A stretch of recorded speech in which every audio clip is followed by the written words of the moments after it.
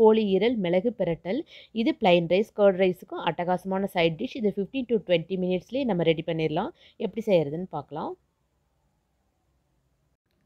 Liver fry செய்கிறதுக்கு 1/2 kg ஈரல் எடுத்திருக்கேன். இதை நமக்கு தேவைப்பட்ட சைஸில் கட் பண்ணி எடுத்துகிட்டு உப்பு மஞ்சத்தூள் போட்டு 4 to 5 டைம்ஸ் நல்லா பிளட் இல்லாமல் க்ளீனாக வாஷ் பண்ணி எடுத்திருக்கேன். இப்போ எப்படி செய்கிறதுன்னு பார்க்கலாம். சிக்கன் லிவர் ஃப்ரை செய்கிறதுக்கு நான் இன்றைக்கி ஒரு பேன் எடுத்திருக்கேன். இதில் 2 டேபிள் ஸ்பூன் ஆயில் போட்டுக்கலாம். ஆயில் நல்லா ஹீட் ஆகட்டும்.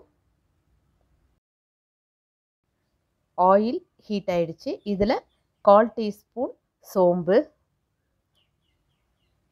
2 மீடியம் சைஸ் பெரிய வெங்காயம், 1 டீஸ்பூன் இஞ்சி பூண்டு பேஸ்ட், காரத்துக்கு 2 பச்சை மிளகாய், 1 கொத்து கருவேப்பிலை போட்டு நல்லா வதக்கி விடலாம். இந்த ஆனியன் வந்து நல்லா கோல்டன் ப்ரௌன் ஆகிற வரைக்கும் நல்லா வதக்கலாம். ஆனியன் நல்லா வதங்கிடுச்சு. இப்போ நம்ம வாஷ் பண்ணி வச்சுருக்கிற கோழி ஈரலை நம்ம இதில் ஆட் பண்ணிக்கலாம்.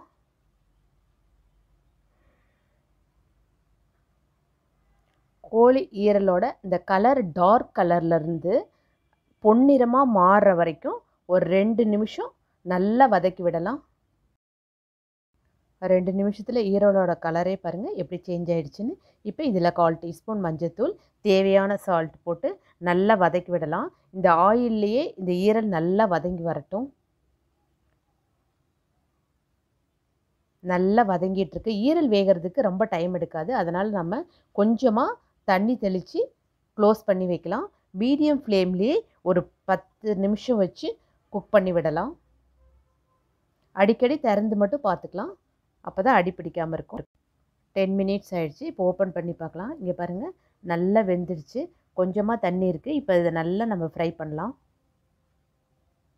தண்ணி நல்லா சுண்டிடுச்சு. இதில் நம்ம ஒரு பொடி ஆட் பண்ணலாம். இதை நான் 1 டீஸ்பூன் மிளகு, 1 டீஸ்பூன் சீரகம், 2 டீஸ்பூன் கொத்தமல்லியை நல்லா வறுத்து பொடி பண்ணியிருக்கேன். அதை நம்ம ஆட் பண்ணிக்கலாம். அப்போ தான் நல்ல வாசனையாக இருக்கும் ஈரல். பொடியும் ஆட் பண்ணிட்டோம். இப்போ இதை ஒரு 5 மினிட்ஸ் நல்லா வதக்கி விடலாம். 5 மினிட்ஸ் ஆயிடுச்சு. ஈரல் பாருங்க நல்லா வதங்கி வந்திருக்கு. அதே சமயம் நம்ம ஆட் பண்ண பொடியோட வாசனையும் ரொம்ப நல்லா இருக்குது. ஈரலும் நல்லா வெந்துடுச்சு. இப்போ ஃபைனலாக கொத்தமல்லி தழை தூவி இறக்கிடலாம். அருமையான கோழி ஈரல் மிளகு வறுவல் ரெடி ஆயிடுச்சு. நீங்களும் இதை வீட்டில் ரெடி பண்ணி பாருங்கள். இந்த வீடியோ உங்களுக்கு பிடிச்சிருந்துச்சுன்னா ஷேர் பண்ணுங்கள், லைக் பண்ணுங்கள், சப்ஸ்கிரைப் பண்ணுங்கள். தேங்க்யூ.